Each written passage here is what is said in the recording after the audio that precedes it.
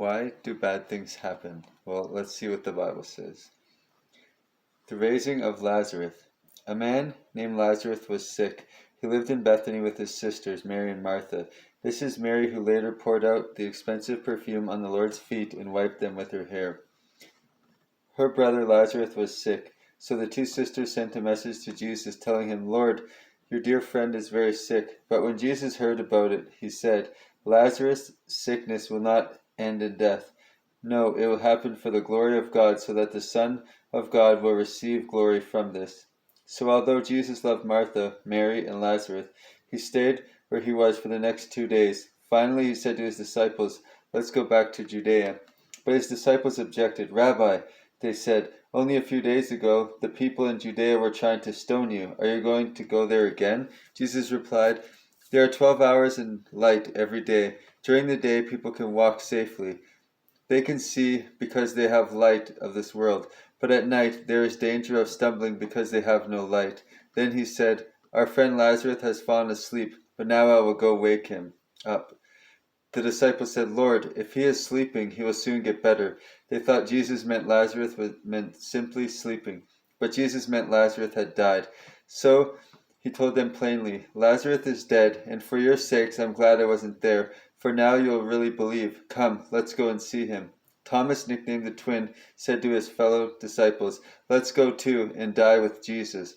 When Jesus arrived at Bethany, he was told that Lazarus had already been in his grave for 4 days. Bethany was only a few miles down the road from Jerusalem, and many of them had come to console Martha and Mary in their loss. When Martha got word that Jesus was coming, she went to meet him, but Mary stayed in the house. Mary said to Jesus, "Lord, if only you had been here, my brother would not have died.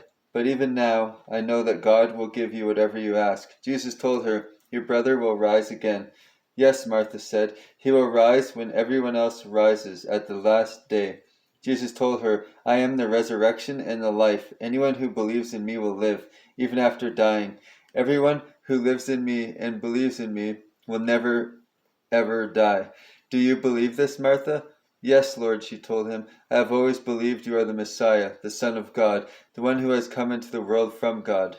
Then she returned to Mary.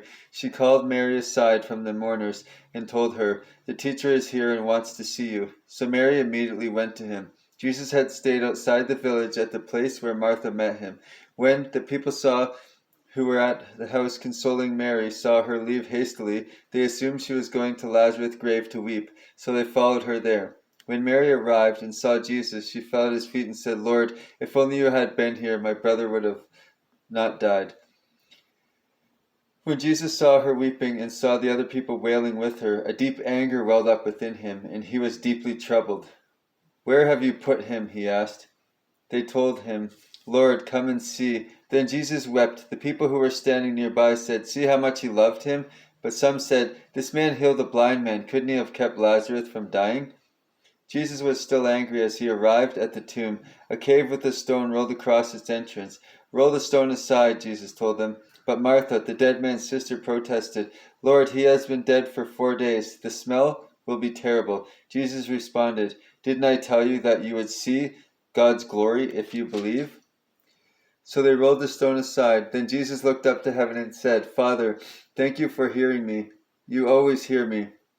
But I said it out loud for the sake of these people standing here, so they will believe you sent me." Then Jesus shouted, "Lazarus, come out." And the dead man came out, his hands and feet bound in grave clothes. He said, face wrapped in a headcloth. Jesus told him, "Unwrap him and let him go."